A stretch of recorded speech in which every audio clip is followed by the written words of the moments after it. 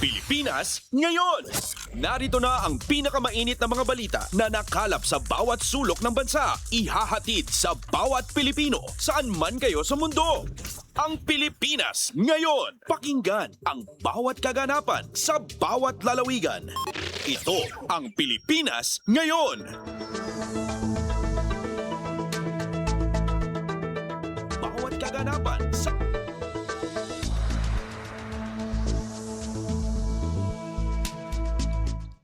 Magandang araw po sa ating mga tagapakinig. Welcome po ulit sa ating programang Ang Pilipinas Ngayon. Ito po ang inyong lingkod, Steph Vicente. Samahan niyo po ako sa kabuuan ng ating palatuntunan.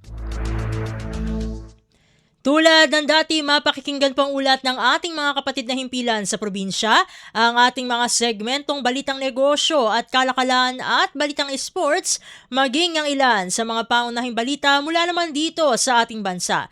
Yan po sa kabuuan ng ating palatuntunan, ang Pilipinas Ngayon. kumpleto, detalyadong balitaan. Di papahuli sa mahahalagang kaganapan. Kamustahin ang inang bayan. Ang Pilipinas ngayon.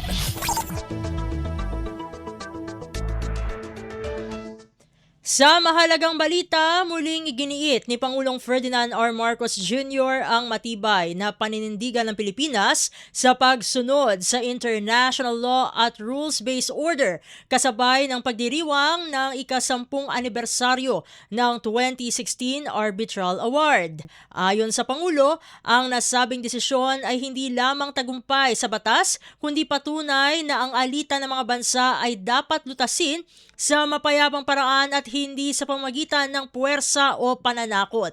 Binigyang diin niya na mahalaga ang arbitral ruling sa pagprotekta sa karapatan ng bansa lalo na sa West Philippine Sea at sa kabuhayan ng mga mangingisda at komunidad sa baybayin. Dagdag pa ng Pangulo, ang rule of law ang nagsisilbing pantay na batayan ng lahat ng bansa, anuman ang laki o lakas ng mga ito. Iginiit din niya, ang karagatan ay dapat manatiling espasyo ng kapayapaan, kooperasyon at kaunlaran at hindi lugar ng tunggalian. Nanawagan naman ang Pangulo sa pandaigdigang komunidad na patuloy na igalang ang batas internasyonal upang mapanatili ang kapayapaan at seguridad sa rehiyon. Pasada ng mga balita mula sa Pilipinas para sa mga Pilipino saan man sa mundo. Ang Pilipinas ngayon.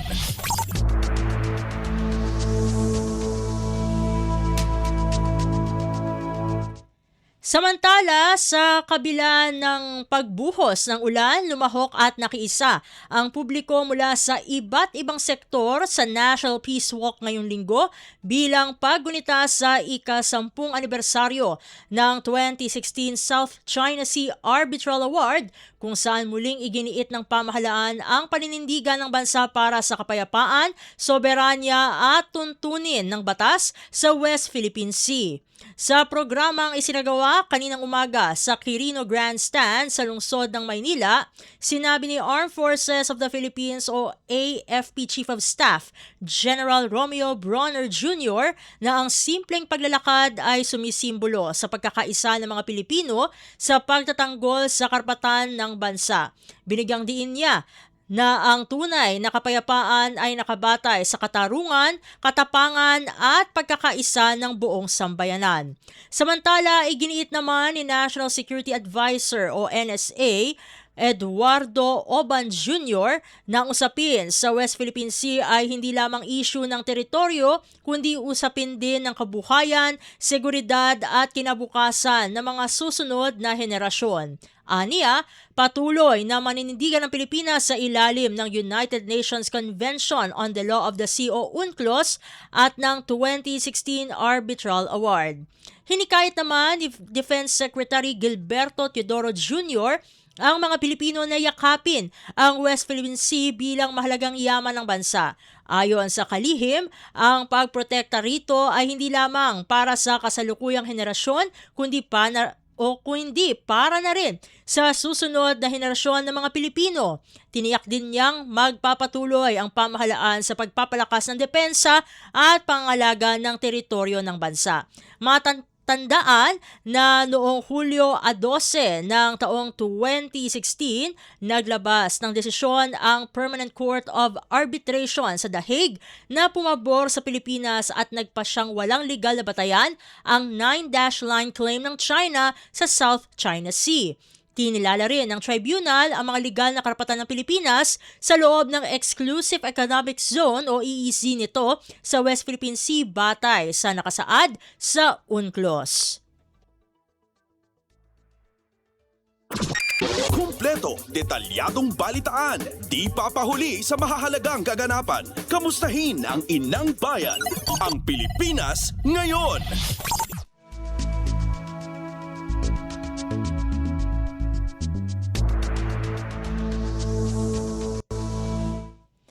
Sa iba pang mga balita, 10 local government units o LGU sa lalawigan ng Cagayan ang nagpasa ng mga resolusyong nagdedeklara sa Hulyo 12 ng bawat taon bilang West Philippine Sea Victory Day. Kasunod ito ng panawagan ng Armed Forces of the Philippines o AFP bilang pagpapakita ng suporta sa paninindigan para sa sovereign rights at maritime jurisdiction ng Pilipinas sa West Philippine Sea. Kabilang sa mga nag-aproba ang lungsod ng Tuguegarao at ang mga bayan ng Alcala, Amulong, Bagao, Igig, Lalo, Lasam, Solana, Alia Capan at Sanchez Mira. Ang iba pang mga munisipalidad ay nasa proseso na rin ng pagrepaso at pag-aproba ng kaparehong resolusyon na nagpapakita ng lumalakas sa suporta ng mga LGU para sa taunang paggunita ng makasaysayang tagumpay ng bansa. Layunin ng mga resolusyon na kilalanin ang makasaysayang 2016 Arbitral Tribunal Award na nagpatibay sa mga karapatan ng Pilipinas sa West Philippine Sea at ipakita ang patuloy na suporta ng mga LGU sa pangangalaga ng karagatan at soberanya. Sa pamamagitan ng hakbang na ito, ipinapakita ng mga LGU ang kanilang commitment sa pagpapalaganap ng pangmakabayan o pagkamakabayan, kamalayan at pagkakaisa ng mga Cagayano. Hinihikayat din ng inisyatibang ito ang mga komunidad, partikular ang mga kabataan na unawain ang kahalagahan ng mapayapa at naaayon sa batas na pagtatanggol sa sovereign rights ng bansa. Pasada ng mga balita mula sa Pilipinas para sa mga Pilipino saan man sa mundo. Ang Pilipinas ngayon. Samantala, hinamo naman ni retired Senior Associate Justice Antonio Carpio ang China na dalhin sa International Court of Justice o ICJ ang usapin kaugnay ng kanilang pahayag na bahagi ng China ang Batanes.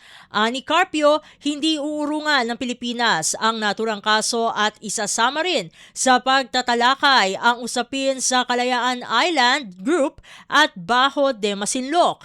Mas makakabuti sa China kung kaya nilang patunayan ang lahat ng pinagsasabi ng kanilang mga scholar hinggil sa pagiging parte ng Taiwan ng Batanes na direkta namang iniugnay sa jurisdiksyon ng China. Hindi kasi ubra na basta na lamang aangkinin ng China ang alinmang teritoryo na nais nitong mapasakamay at ito nga ang Batanes Islands. Kumpleto, detalyadong balitaan, di papahuli sa mahahalagang kaganapan. Kamustahin ang inang bayan, ang Pilipinas ngayon.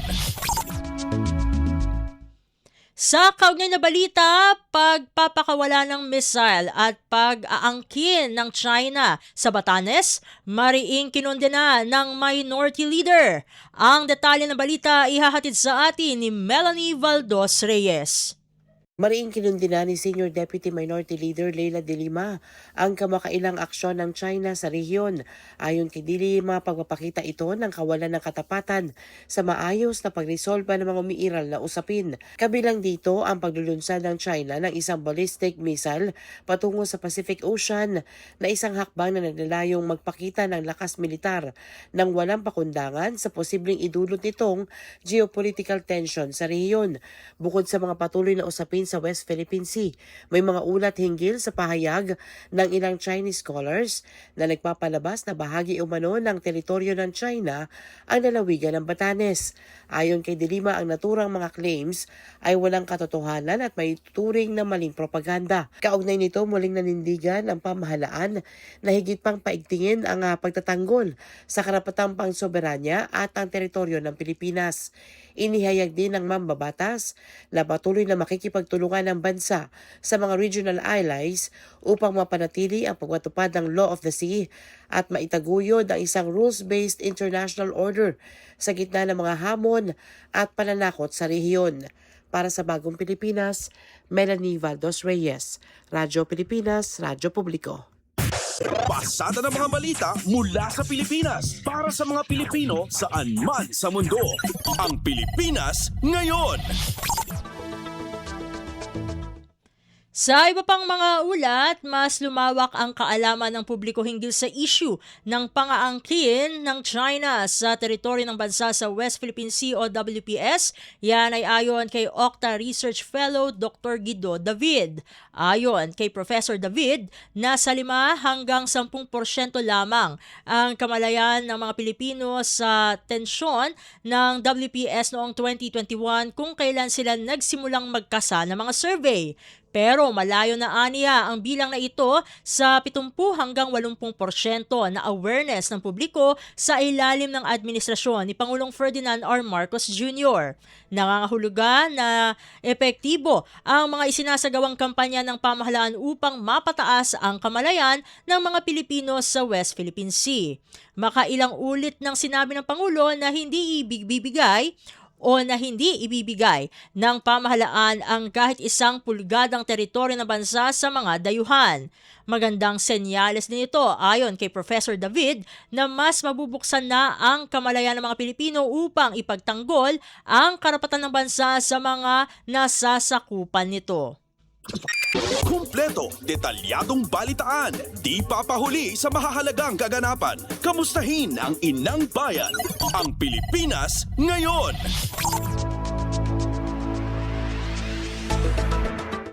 Samantala, kinumpirma naman ni Department of National Defense o DND Secretary Gilberto Teodoro Jr. na mayroong nilulutong bagong security arrangement ang pamahalaan para sa malayang pangingisda ng mga Pilipinong mangingisda sa Baho de Masinloc. Ani Secretary Teodoro, ayaw muna niyang idetalye ang plano upang hindi ito makompromiso at matiyak ang pagpapatupad nito. Paglilinaw pa ng kalihim na ang sinasabi o na ang nasabing security arrangement ay hindi isang joint fishing kasama ang China. Binigyang diin din ng opisyal na nananatili ang commitment ng pamahalaan na itulak at mas idiin pa ang territorial integrity ng bansa sa West Philippine Sea. Pasada ng mga balita mula sa Pilipinas para sa mga Pilipino saan man sa mundo. Ang Pilipinas ngayon. Sa iba pang mga balita, pinalawig ni Pangulong Ferdinand R. Marcos Jr. hanggang taong 2030 ang implementasyon ng Civil Registration and Vital Statistics o CRVS Decade sa Pilipinas upang higit pang mapalakas ang rehistro ng kapanganakan, kamatayan at legal na pagkakakilanlan ng bawat Pilipino. Nakasaad sa Proclamation Number 1339 na ang nasabing programa na orihinal na magtatapos sana sa 2024 ay pinalawig alinsunod sa mga layunin ng United Nations at ng Sustainable Development Goals. Itinalaga ang Philippine Statistics Authority o PSA bilang pangunahing ahensya na mangunguna sa koordinasyon, pagpapatupad at pagsubaybay sa mga kaugnay na programa. Ayon sa pamahalaan, malaki na ang naging progreso ng bansa sa pagpaparehistro ng mga kapanganakan at pagkamatay pati na sa pagbibigay ng legal na identidad sa mga sektor na nasa laylayan. Gayunpaman, kinikilala pa rin ang mga hamon tulad ng kakulangan sa agarang rehistrasyon, limitadong integrasyon ng mga sistema at pangangailangan o pangangailangan ng mas malawak na digitalization. Kaugnay nito, inaatasan ng lahat ng ahensya ng pamahalaan, pati na ang mga lokal na pamahalaan, pribadong sektor at mga organisasyon na makiisa at suportahan ang pinalawig na implementasyon ng CRVS Decade. Kumpleto, detalyadong balitaan, di papahuli sa mahahalagang kaganapan. Kamustahin ang inang bayan, ang Pilipinas ngayon.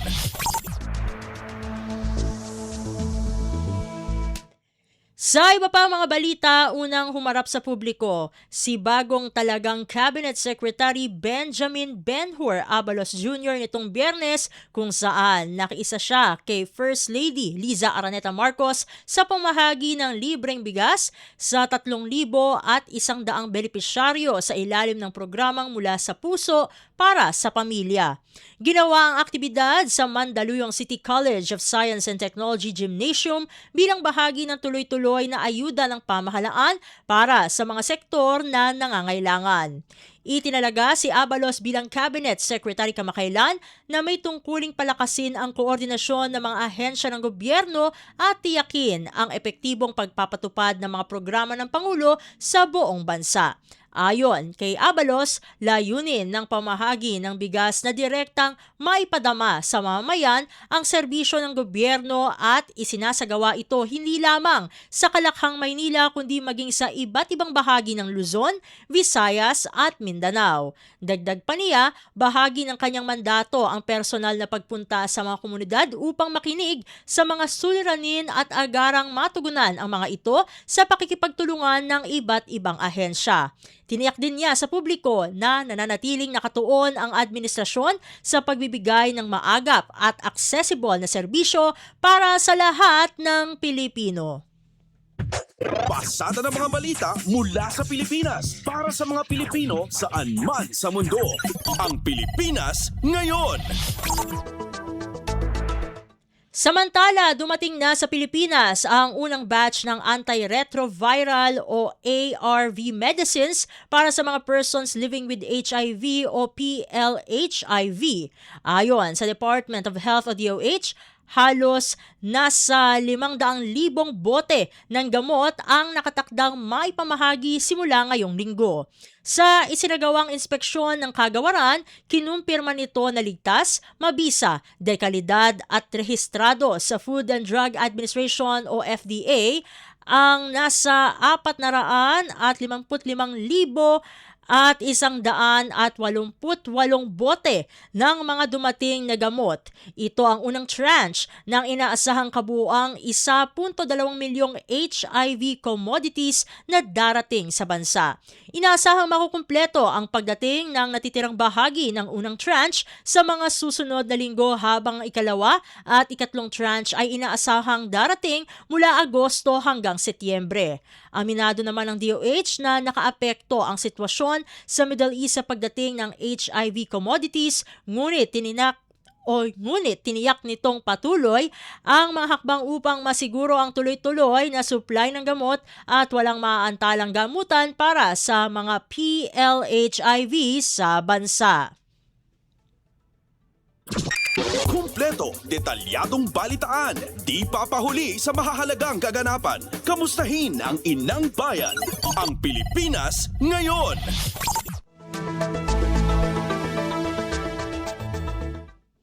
Sa iba pang mga balita, pansamantalang ipinagpaliban ng Department of Energy o DOE ang ikalimang yugton ng Green Energy Auction Program o GEA-5 para sa offshore wind projects upang higit pang mapatatag ang balangkas ng programa at matiyak ang maayos na implementasyon nito. Ayon sa DOE, isinasagawa ang komprehensibong pagrepaso sa auction framework katuwang ang iba pang ahensya ng pamahalaan at mga stakeholder. Layunin nitong tiyakin ang kahandaan ng infrastruktura, transmission capacity, regulatory requirements at iba pang mahalagang aspekto bago ituloy ang kauna-unahang offshore wind auction sa bansa. Kasama rin sa recalibration ang paglilinaw sa environmental at tenural requirements, pagpapalakas ng project readiness validation at pagsasaayos ng mga tuntunin upang mapataas ang kumpiyansa ng mga mamumuhunan at matiyak ang tagumpay na pagpapatupad ng mga proyekto. Inaasahang iaanunsyo ng DOE ang bagong schedule ng JF5 tapos makumpleto ang technical na pagsusuri at koordinasyon sa iba't ibang ahensya. Nananatili rin ang layunin ng kagawaran na mapabilis ang pag-unlad ng offshore wind at makapaghatid ng maasahan, sustainable at abot-kayang clean energy para sa mga Pilipino. Pasada ng mga balita mula sa Pilipinas para sa mga Pilipino saan man sa mundo. Ang Pilipinas ngayon. Samantala, muling binuksan ng Department of Energy o DOE ang Special Green Energy Auction para sa waste-to-energy projects matapos alisin ang pansamantalang suspension nito. Kasabay ng paglalabas ng mga binagong panuntunan upang makahikayat ng mas maraming mamumuhunan sa renewable energy. Ayon sa DOE, agad nang magpapatuloy ang lahat ng auction activities matapos ang paglalabas ng bagong department circular at updated terms of reference. Kabilang sa mga pangunahing pagbabago ang pagtaas ng target installation capacity mula 230 megawatts patungo sa 400 megawatts, pagpapalawig ng mga deadline para sa proyekto at pagpapababa ng registration period hanggang katapusan ng Hulyo ngayong taon. Pinalawak din ang eligibility upang mas maraming kwalipikadong waste-to-energy at biomass developers ang makalahok sa bidding. Sinabi naman ng DOE na ang mga pagbabagong ito ay bunga ng konsultasyon sa mga stakeholder at inaasahang magpapabilis sa pagpapatupad ng mga proyekto na magpapalakas sa energy security, renewable energy development at mas sustainable na waste management sa bansa. Kumpleto, detalyadong balitaan, di papahuli sa mahahalagang kaganapan. Kamustahin ang inang bayan, ang Pilipinas ngayon.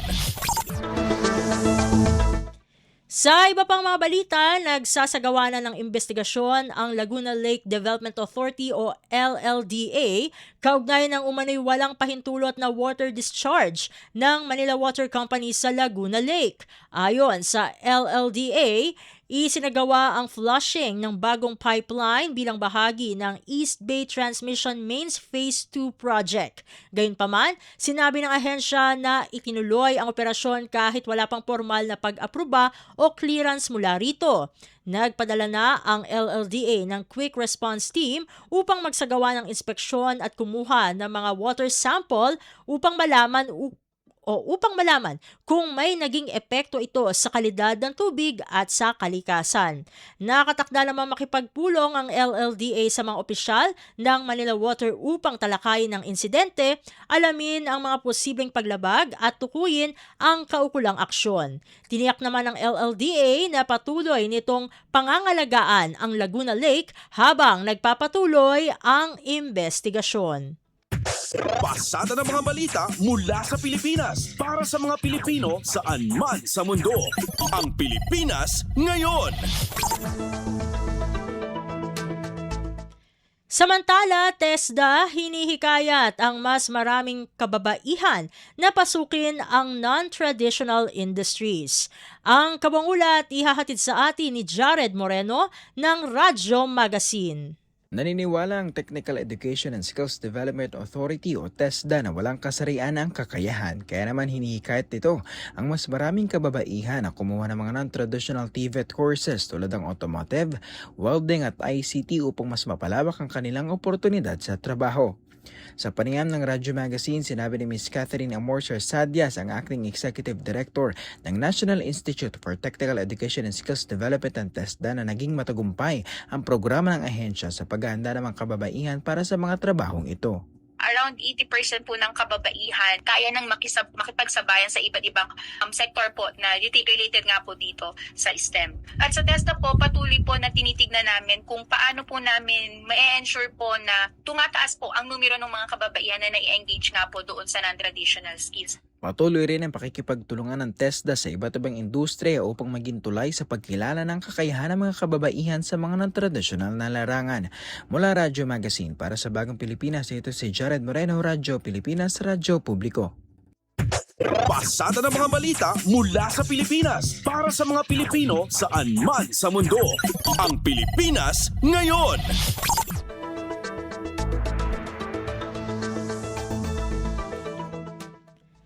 At iyan ang mga maiinit na kaganapan para sa araw na ito. Samantala, sa punto po ito ay tayo magpaparaan ng isang maikling panayam patungkol po yan sa panukalang 7.2 trillion pesos na pambansang budget para sa taong 2027. Ang pinakamalaki po yan sa kasaysayan ng bansa.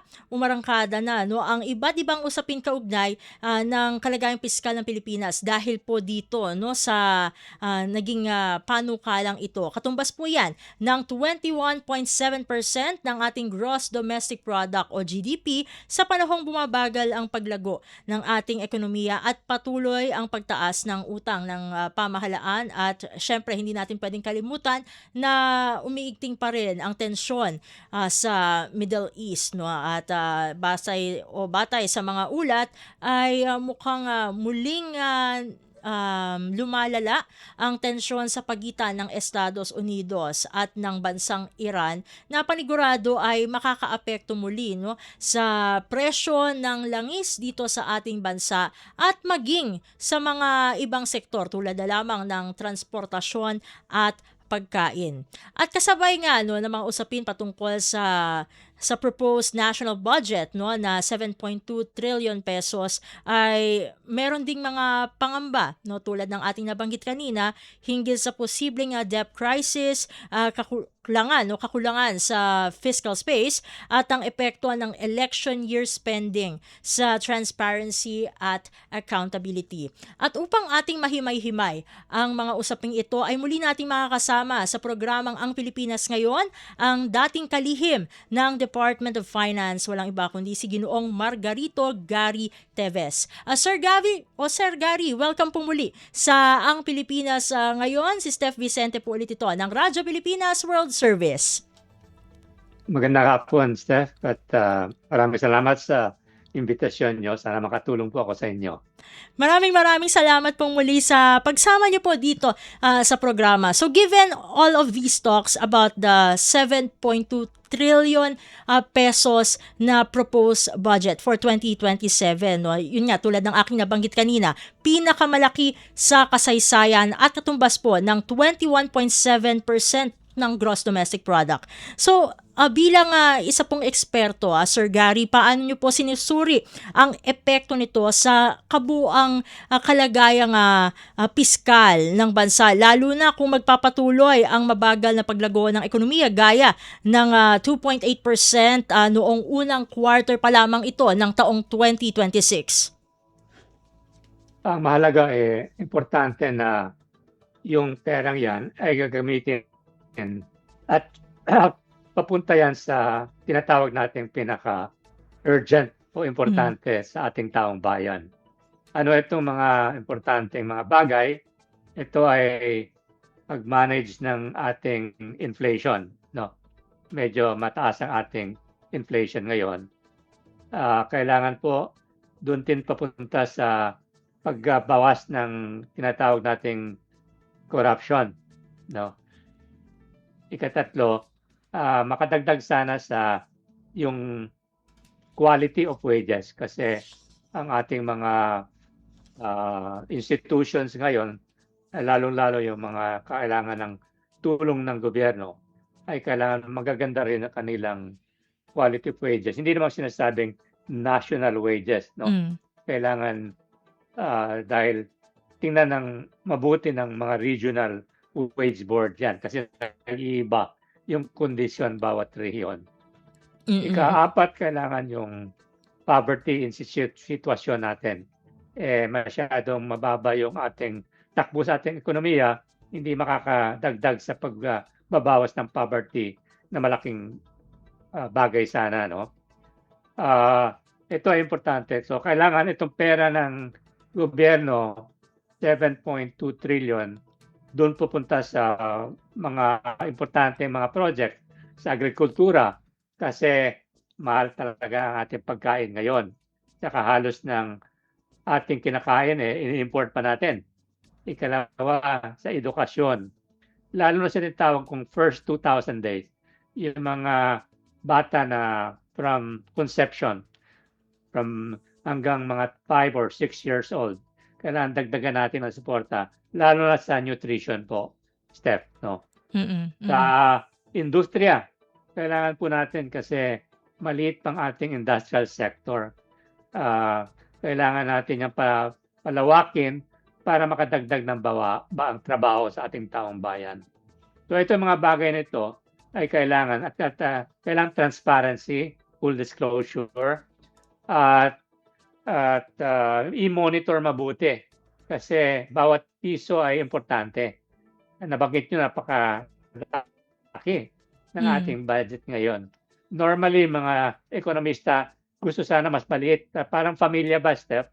Pero ayan na-aprobahan na ng kabinete. So, kailangan i-monitor mabuti ang dun sa legislation, kailangan talagang i-monitor. Iimbita talaga natin yung mga civil society. Payagan dapat ang Kongreso mag-participate. Medyo mahaba na yung nabanggit ko. So, into na muna ako dito. No? Sir Gary, nabanggit po no doon sa mga natatanggap nating ulat na patuloy din no yung malakihang pangutang po no ng ating pamahalaan at papalapit na sa tinatawag po na borrowing ceilings. Sa ganito pong konteksto, ano po ba yung mga masasabi na konkreto panganib or risk ng posibleng debt crisis at paano po ba dapat balansehin ng ating pamahalaan ang paggastos at pangutang upang maiwasan po ito? Well, nabanggit ko na sana na dapat mas pilit ang budget pero nilakyan ng gobyerno. So tingnan mabuti no kasi alam nyo ngayon umaabot na ng 65% ang ating debt in relation sa ating ekonomiya. Anong ibig sabihin ng 65% na yan? Umaabot ng over 18 trillion na yan, Steph, no? 18 trillion. 18.2 trillion. Dapat kung 60% lang yung tinatawag natin international standard, dapat hanggang 16.8 trillion yan. So sa bawat Pilipino ngayon, Steph, umaabot na ng 158,300. Kasama na yung mga apo natin yan, Steph, no? Siguro bata ka pa, wala ka pa siguro ng apo. 158, lumago ng 12,000 sa nakaraang taon, noong 2024. So, isa pa, yung ginagamit na pera ng gobyerno sa budget noong 2026, umabot ng halos 1 trillion na, 950 billion, Steph, or 14%. Ano gagamit? Malaking mawawala sa budget kasi gagamitin yan sa pagbayad sa interest payment alone. Lalo na kung aabot pa yan ng siguro more than 1 trillion dahil lalaki pa rin ngayon yan. No? So, medyo kailangan na daan-daan tayo at siguraduhin natin kung utang man tayo, talagang i-monitor natin ang gagamitin sa gustong mga priority, high priority. No? Okay? So, isa pang problema kasi sa malaking utang, Steph, utang niyang gobyerno, kundi sa domestic sector, utang ang gobyerno, isa crowd out o mahirapan yung mga private sector, lalo ng mga maliliit na negosyante, yung mga small and medium enterprises. Kasi uunahin ng financial institution yung ating gobyerno. So mahirapan sila. mababawasan ang kanilang pagkakataon magbigay ng trabaho. So yun ang mga panganib na step. Para yung pamilya, pag sobra-sobra na, Mm. nakakatakot, hindi ba? Mm. Baka hindi mabayaran. Thank you. Mm. Mm. Sa kasalukuyang sitwasyon po, no, Sir Gary, kung saan mataas po ano ang interest rates naman, limitado ang kapital at nanganganib nga po, no, medyo nanganganib ang credit rating ng bansa, no, due to a lot of reasons. Gaano po ba kahalaga yung credibility ng fiscal management ng pamahalaan dun po sa pag-akit ng mga investors po natin papunta dito sa ating bansa, at ano po ang maaaring maging epekto kung tuluyan po nga bumaba yung ating credit rating?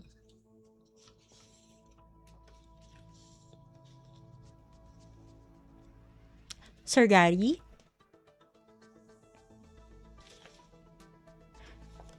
Naririnig po ako. Ayun.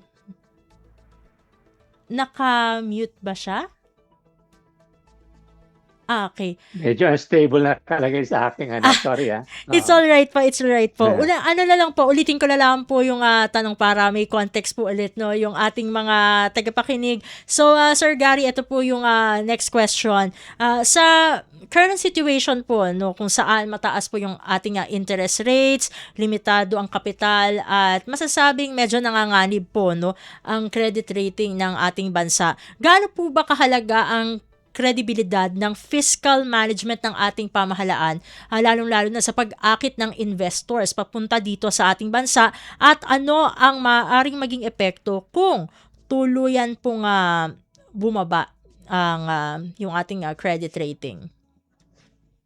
Mahalaga yan kasi alam mo ngayon ang gobyerno palaging umuutang din, tumataas yung utang natin, nabanggit natin kanina. Mm-mm. So kung ako foreign investor po, ay sasabihin ko, mababayaran ba yung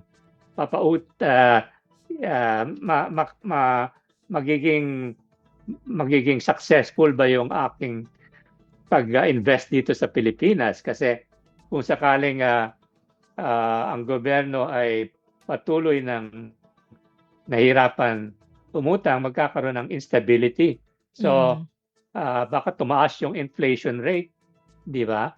So, baka hindi na maibenta ko yung mga produkto ko kung yung ating mga mamamayan dyan sa Pilipinas ay mahirapan gamitin yung pera, tsaka ang gobyerno ay makakalagay ng pera sa mga importanteng projects na makakatulong sa aking negosyo. Tsaka kailangan i-maintain talaga yan natin yung credit rating natin. Lalong-lalo na sa panahon ngayon, step na nasa kategorya na tayo ng upper middle income, no?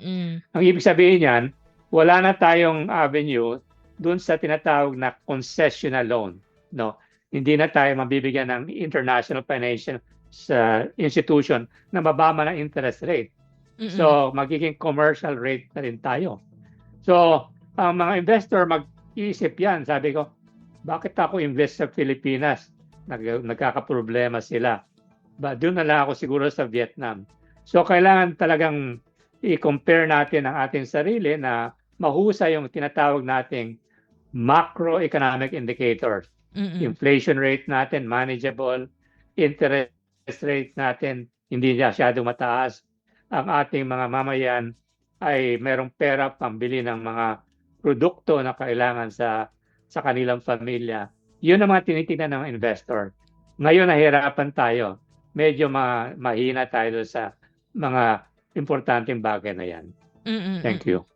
Ito naman po, Sir Gary, kasi isinasaad din, no, sa mga reports na ang balance of payments ng bansa ay humihina, kasabay ng banta ng nandyan ang AI kasi, no, ang artificial intelligence, lalong-lalo na sa BPO sector, at mabagal po na, sinasabing mabagal na paglago ng remittances. Sa inyo pong pananaw bilang isang ekonomista, bilang isang eksperto, paano po ba dapat iakma ng pamahalaan ang budget upang tugunan yung mga struktural na kahinaang ito ng ating ekonomiya? Magandang tanong po yan, Steph, kasi dependent tayo ngayon sa ating overseas Filipino workers, no? Mm. Tsaka of course sa ating mga mamamayan din dito. So kung may kaproblema, kagaya ngayon, problema tayo sa oil crisis, ang ating mamamayan medyo nahirapan ngayon. So yung pera nila baka hindi na masyadong malaki kasi may konti na lang ang ilang makagamit nila kasi tumataas ang presyo ng mga bilihin, no? So sa pagkain, nabanggit ko nga kanina, halos lahat ng kinakain natin ay imported. Mm. Nabanggit po rin ang balance of payments. So yung dolyar nagagamit even sa pag-import ng pagkain. So kailangan i-restructure natin yung ating ekonomiya, Steph. Palakasin natin yung agrikultura tsaka industrial sector, gamitin yung pera sa gobyerno.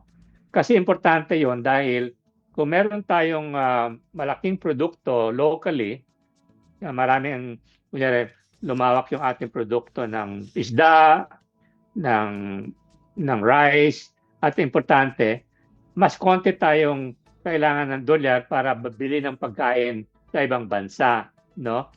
Yung sa industrial sector naman, Steph, kailangan din baguhin din natin ang ating polisiya.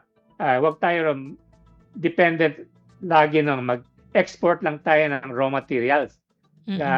Subukan natin i-proseso yung mga raw materials natin para pag-export niyan, mas malaking dolyar ang makukuha natin kasi process na yan. No? Kunyari, yung raw material like ore, gawin natin para sa Indonesia, mag-produce tayo ng mga higher level of export, no? Yung mga processed goods. So that yung ating foreign exchange lalago at hindi rin magkakaroon tayo ng palagi na lang mag-depreciate tayo ng ating peso. So, mahirapan na naman tayo kasi tataas na naman yung presyo ng ating bibilihin. So, sa madaling salita, ang allocation ng resources ng gobyerno, dagdagan nila sa agrikultura, sa tinatawag na supply chain, yung sa infrastructure, sa mga post-harvest facilities, cold storage facilities, so that yung pagkain natin na galing sa farm, pagdating sa merkado o sa grocery store, hindi na masyadong mataas, no? Hindi na tayo masyadong i-import ng mga kailangan nating pagkain. Tsaka yung mga labor sector na mga trabahante natin makakatrabaho domestically. Ganon din po, Steph. Thank you. Ito naman po, no, kanina nabanggit ko din ito sa intro, ang 2027 budget ay isang election year budget at kumbaga, syempre pag sinabing election ay nandyan yung usapin ng overspending at katiwalian.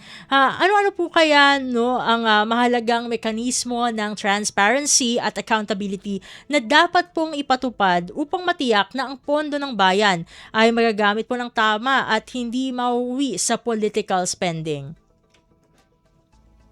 Ang malaking gagawin ng ating Pangulo at Kongreso, meron tayong tinatawag na joint oversight sa Kongreso at saka Executive Department doon sa paggamit ng pera sa budget, no? Kailangan talagang i-activate 'yan. Ang presidente mismo ay dapat tutukan din po 'yan. Even before spending 'yan, may pagkakataon din naman ng ating Pangulo to go over the budget one more time before i-approve 'yan formally, di ba? Okay? So, kailangan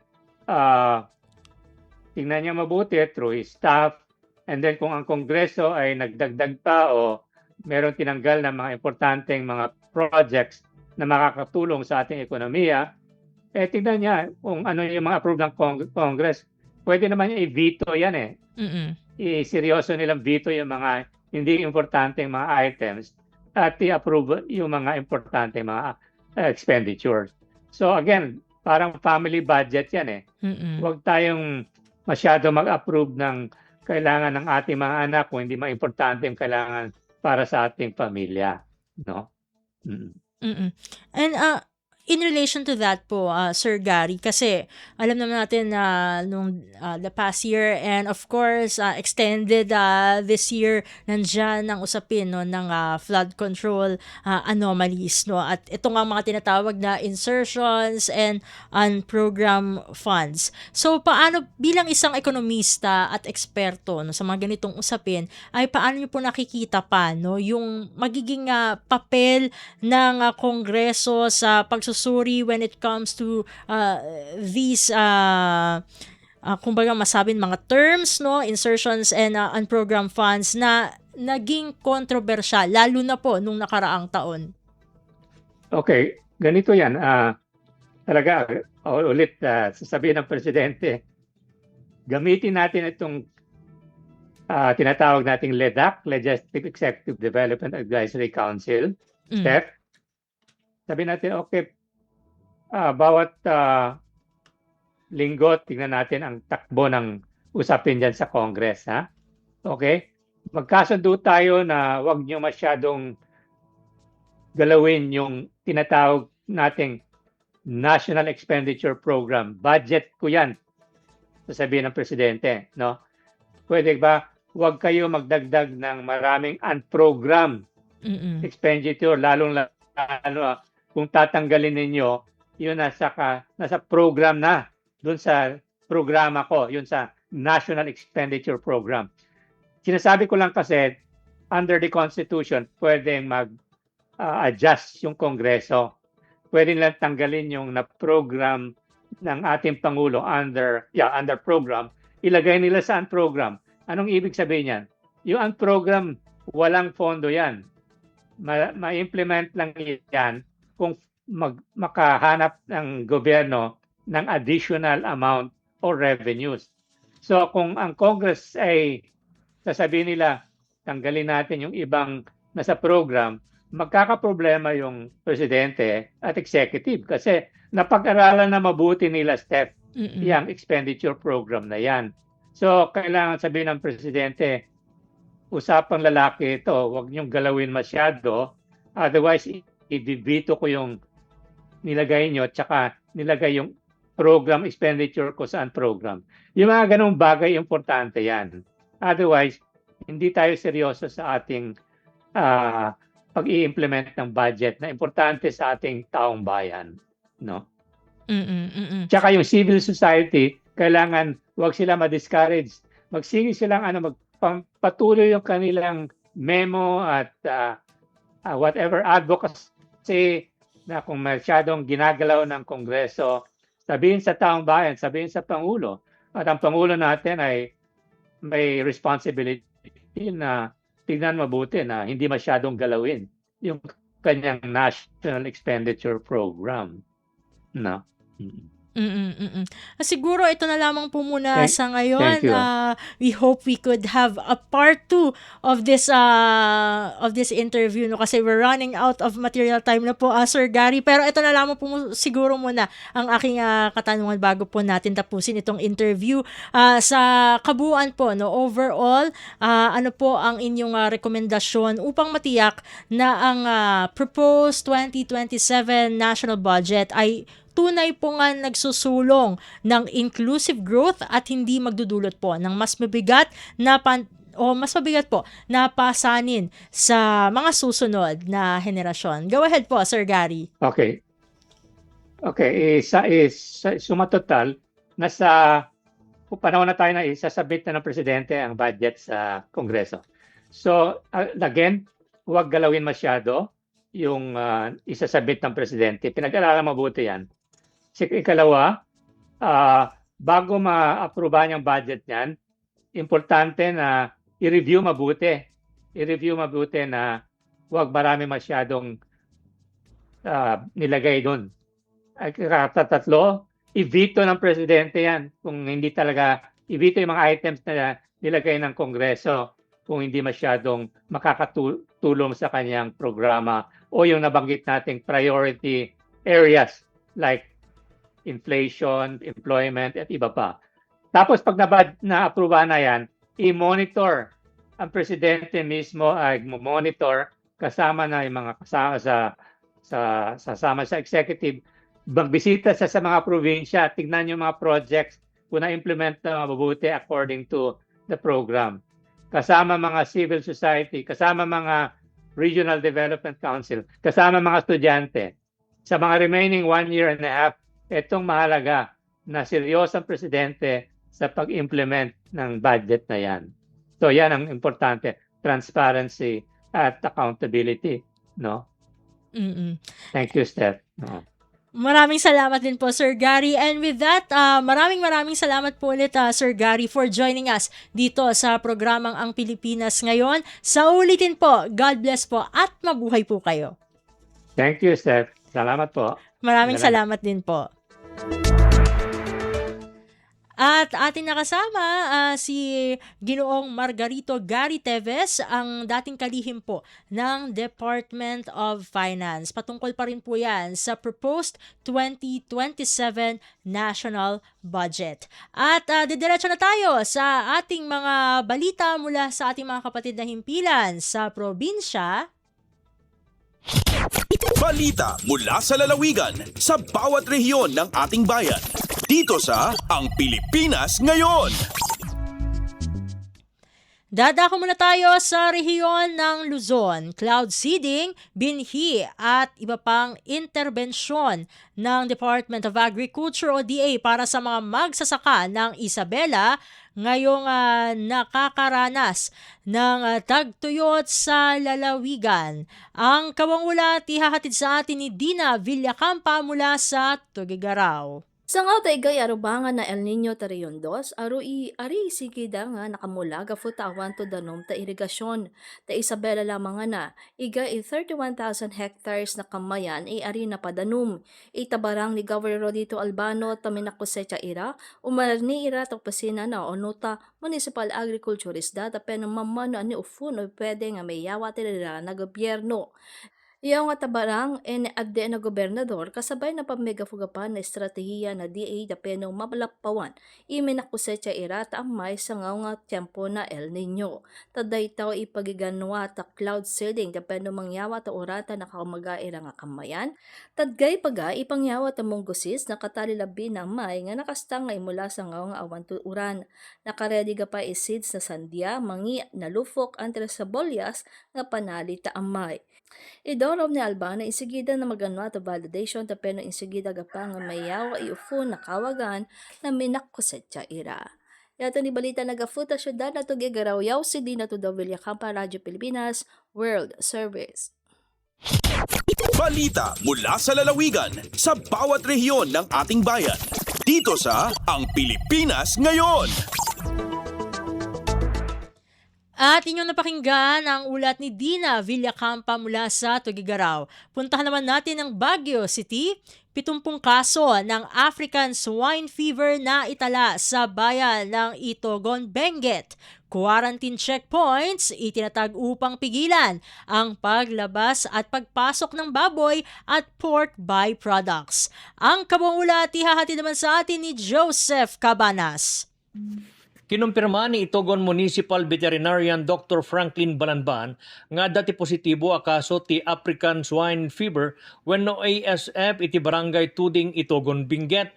Sigun kan kuan na nasurok 70 a baboy manipod kadagiti 7 a swine racers iti Sitio Baguio Gold. Yang gakan ken kupaw tinapektaran iti sakit. Rinugyan mo ti depopulation wano panang papatay kadagiti apektado a baboy tapno malapdan ti panagwaras ti virus. Nakumpirma ti ESF kalpasan ana ipasidong iti examine dagiti blood samples iti Regional Animal Disease Diagnostic Laboratory. Mapatapata at ti nagtaudan ti sakit kat manipod iti swell feeding wano panagpakan iti arasaw. Wenno babaan iti kontaminado a karne. Gapo iti daytoy imbilin ni Itogon Mayor Bernard Waclin ti panakaiparit ti panangiruar kadagiti baboy ken pork byproducts manipod iti barangay Tuding. Naipasdagmet dagiti quarantine checkpoints tapno malapdan ti panakaiwaras ti sakit iti daddu mapay a lugar. Impalagip dagiti otoridad nga saan ang makaapektar iti tao ti ESF ngam dakkel ti epekto na iti industriya ti panagbaboy. Damag manipod ditoy syudad iti Baguio. Siya ni Joseph Cabanas para iti Radyo Pilipinas World Service. Balita mula sa lalawigan sa bawat rehiyon ng ating bayan. Dito sa Ang Pilipinas Ngayon. Inyong napakinggan ang ulat ni Joseph Cabanas mula sa Baguio City. Puntahan na natin ang VIRAC, Department of Trade and Industry o DTI, inilunsad ang 4.3 million peso shared service facility para sa mga wood at handicraft makers sa lalawigan ng Catanduanes. Narito si Rosie Nieva para sa balita. Piglunsad ang shared service facility para sa mga wood as in handicraft maker sa Catanduanes. Pinanginutan ini kan DTI Bicol, siringman kan PLDC ang pagpirma sa MOA para sa implementasyon kan 4.3 million pesos na proyekto. Pigbibilog kan SSF kan mga makabagong kagamitan as in makinaryang gagamiton kan haros nasa 30 benepisyaryo, nganing mapakusog ang sa indang produksyon. Sigun sa DTI, magtitinir sa pangangataman kan mga benepisyaryo ang mga kagamitan sa laog ng 2 taon antes isa irarom sa assessment. Kapag naging matrayumpo ang implementasyon, ililipat na sa grupo ang pagsasadiri kan mga kagamitan, alagad kung dae pwede ining bawion kan ahensya. Obheto kan SSF program kan DTI na mapakusog ang kakayahan kan pagiging competitive kan mga micro, small, and medium enterprises sa paagi kan access sa makabagong kagamitan asin teknolohiya. Gikan sa RP VIRAC, ini si Rosie Nieva para sa Radyo Pilipinas World Service. Balita mula sa lalawigan sa bawat rehiyon ng ating bayan. Dito sa Ang Pilipinas Ngayon.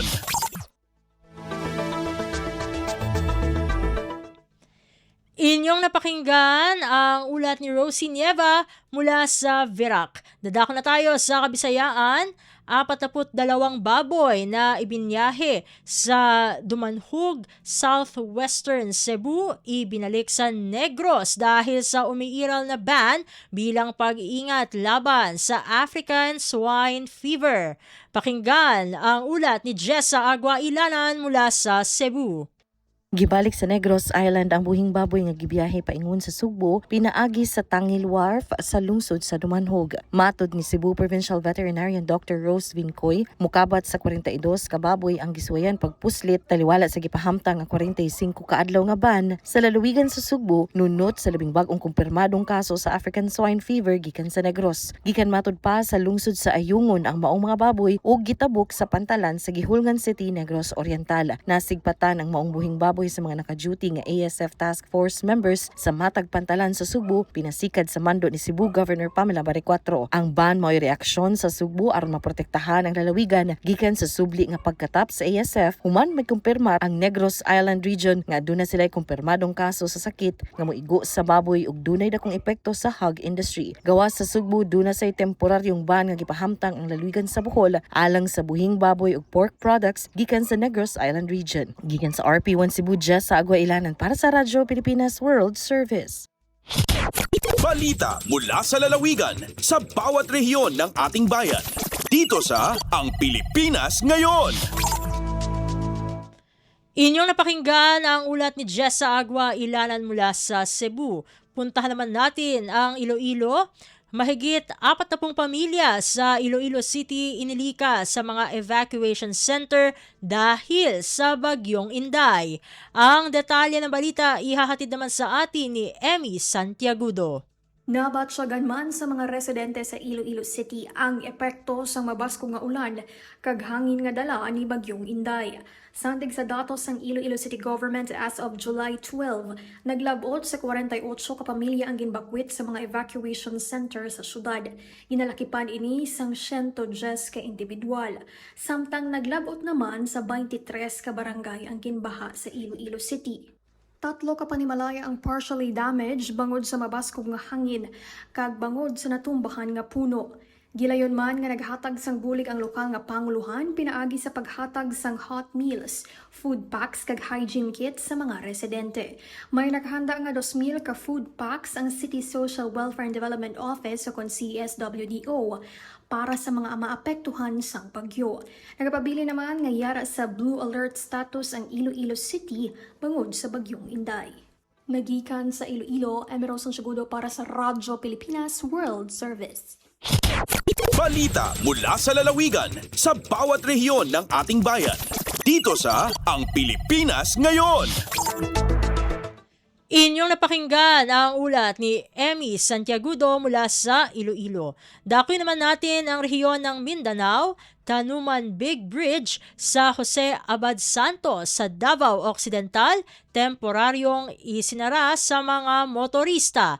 Ang detalye ihahatid sa atin ni Sheila Lisondra Celosia mula sa Davao. Temporaryong dili maagian sa tanang matang sasakyanan ang Tanuman Big Bridge sa lungsod sa Jose Abad Santos sa Davao Occidental. Sumala sa Department of Public Works and Highways o DPWH Davao, dili una mahimong agian ang tulay tungod sa mga kahoy, bato o guban pang mga gapnod nga mibabag sa tulay ug sa kalsada human ang kusog nga pagbaha hatod sa southwest monsoon o habagat ug sa tropical cyclone Inday. Pahimangno na lamang sa DPWH sa tanang mga motorista ug mga biyahero nga mag-amping o likayan ang mga delikadong lugar hilabi na human ang kusog nga ulan nga posibleng mo resulta sa flash flood o landslide. Report ikan sa Radyo Pilipinas Davao, Sheila Lisondra Celosia, alang sa Radyo Pilipinas World Service. Balita mula sa lalawigan sa bawat rehiyon ng ating bayan. Dito sa Ang Pilipinas Ngayon. Inyong napakinggan ang ulat ni Sheila Lisondra Celosia mula sa Davao.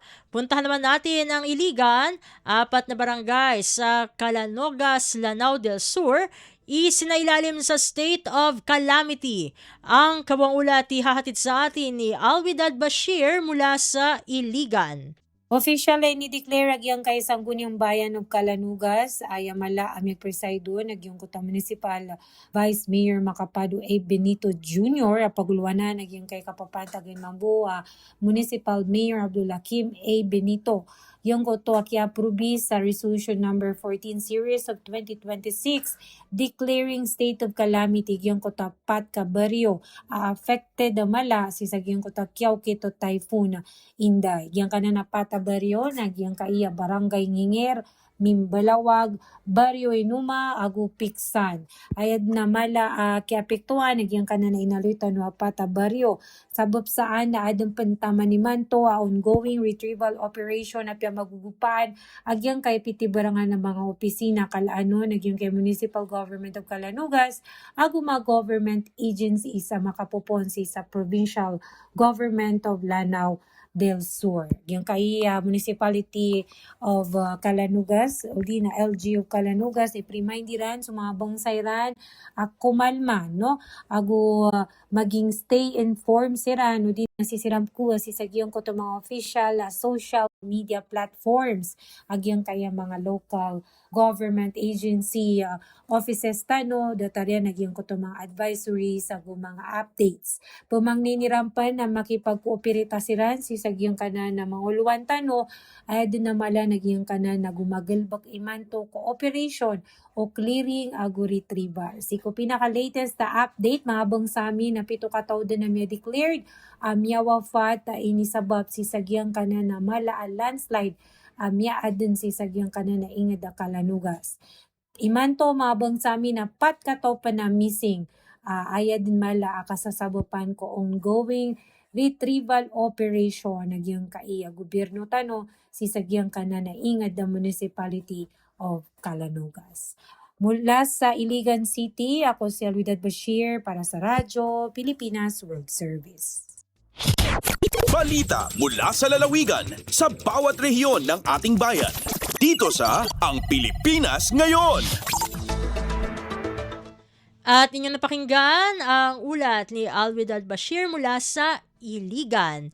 Diretso na tayo sa ating mga segmentong balitang negosyo at kalakalan at balitang esports na ihahatid sa atin ng ating kasamang si Leo Magpayo. Lagay ng ekonomiya, kalakalan, negosyo at iba pa. Atin ang alamin dito sa Ang Pilipinas Ngayon.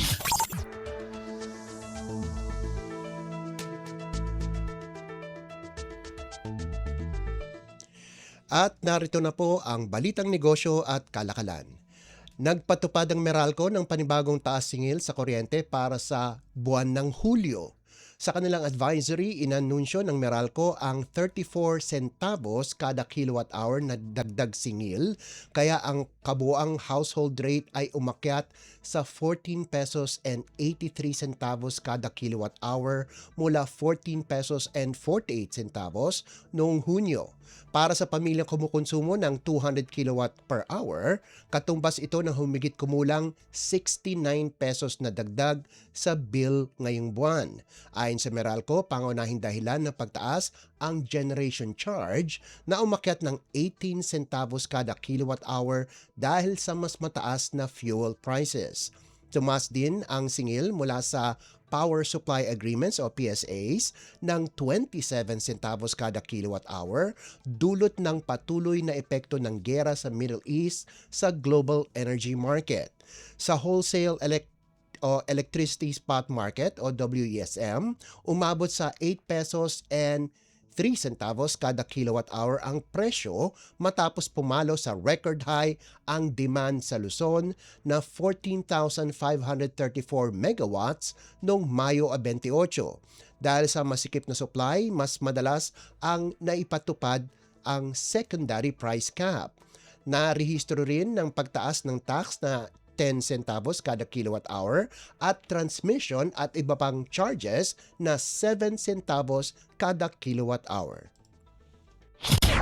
Lagay ng ekonomiya, kalakalan, negosyo at iba pa. Atin ang alamin dito sa Ang Pilipinas Ngayon. Nagbabala ang mga fuel retailer ng halo-halong galaw sa presyo ng produktong petrolyo ngayong linggo. Batay sa Means of Platts Singapore o MAPS at foreign exchange averages mula sa full week trading mula Hulyo 6 hanggang 10, sinabi ng isang source sa oil industry na tinatayang ang galaw ng presyo ay ang diesel ay tataas ng 2 pesos and 50 centavos hanggang 4 pesos and 50 centavos kada litro, habang ang gasolina ay may rollback na 1 peso and 25 centavos o posibleng tumaas hanggang 75 centavos kada litro. Kasama sa pagtataya ang cargo premiums at inaasahang recovery ng oil industry. Tulad ng nakagawian, Lunes, i-anunsyo ng mga kumpanya ang price adjustment at ipapatupad ito sa Martes.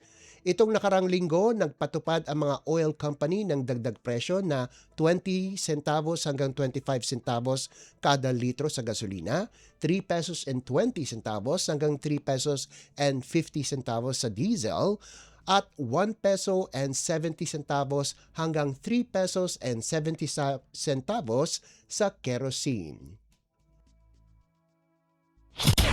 Lagay ng ekonomiya, kalakalan, negosyo at iba pa. Atin ang alamin dito sa Ang Pilipinas Ngayon. At yan po ang ating balitang negosyo at kalakalan. Samantala, susunod naman po ang sports balita. Updates at pinakahuling mga usapin sa mundo ng palakasan. Atin ang pakinggan dito sa Ang Pilipinas Ngayon. Nasa win column na agad ang Phoenix Fuelmasters sa pagbubukas ng PBA Season 50 Governors Cup. Tinalo nila ang Magnolia 98-86 Sabado ng gabi sa larong ginanap sa Inares Center sa Montalban. Kinailangan ng Phoenix na bumangon mula sa 16-point deficit at pigilan ang late rally ng Hotshots para makuha ang panalo. Umarangkada si BJ Johnson ng 34 na puntos habang may 23 markers si Jason Perkins. Sa Magnolia, nanguna si Zav Lucero sa 20 puntos habang nalimitahan si KJ Buffen sa 15. Sa unang laro, Blackwater Bossing naman ang nagbigay ng 23-point beating sa Rain or Shine 131-108. Lamang na ang Bossing ng 72-56 sa halftime at tuloy-tuloy na kumula hanggang dulo bilang pambawi sa kanilang malaking pagkatalo sa Elasto Painters noong nakaraang conference. Nagpakitang gilas ang import na si Kentrell Barkley sa isang triple-double, 29 na puntos, 15 rebounds at 10 assists. Tatlo pang bossing ang umabot sa 20-point territory. Sina Cedric Bearfield na may 24, RK Ilagan 22 at Dolph Panopio na may 19 na puntos. Para sa Rain or Shine, bumuhos ng 38 puntos at 15 rebounds si Aaron Fuller habang may 17 si Adrian Nocum pero pumaksak sila sa 0-1 record sa Group B. Updates at pinakahuling mga usapin sa mundo ng palakasan. Atin ang pakinggan dito sa Ang Pilipinas Ngayon. At bilang pangwakas sa ating segmentong sports balita, nagpapatuloy na sa kanilang programa ang Ateneo Blue Eagles matapos ang pagkamatay ni Rene Baterbonia at Divine Adili. Kasabay ng paghirang sa veteranong coach na si Louie Alas bilang interim head coach. Si Alas ang pumalit kay Tab Baldwin na umalis sa gitna ng kontrobersya. Nitong mga nakarang linggo, ipinaalam ng Ateneo sa Department of Labor and Employment na si Baldwin ay consultant lamang at hindi empleyado ng paaralan.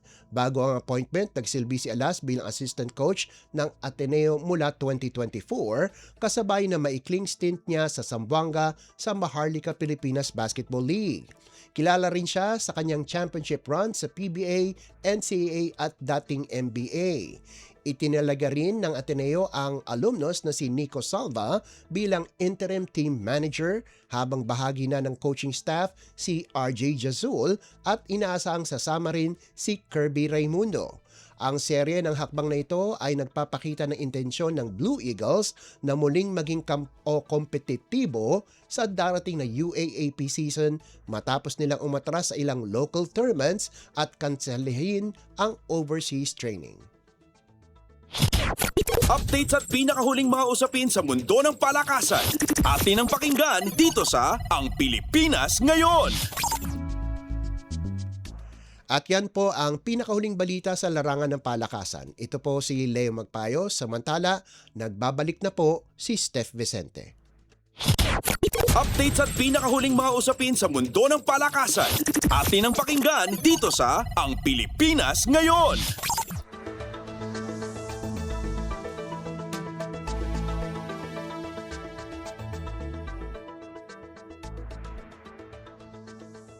At inyo pong napakinggan ang mga segmentong Balitang Negosyo at Kalakalan at Balitang Sports na inihatid sa atin ng ating kasamang si Leo Magpayo. Magpapasalamat na tayo sa ating mga nakasama sa studio na si Milo Jonella, Susan Aison, Hiro Lucero, John Paul Lumuntad at Anthony Pimentel. Maraming salamat po hanggang sa susunod na edisyon ng ating palatuntunang Ang Pilipinas Ngayon. Ito pong muli ang inyong lingkod, Steph Vicente. Mabuhay po tayong mga Pilipino. At yan ang Pilipinas Ngayon. Muling samahan sa parehong oras at alamin ang pinakahuling mga kaganapan at balita saan man kayo naroon. Ang Pilipinas Ngayon.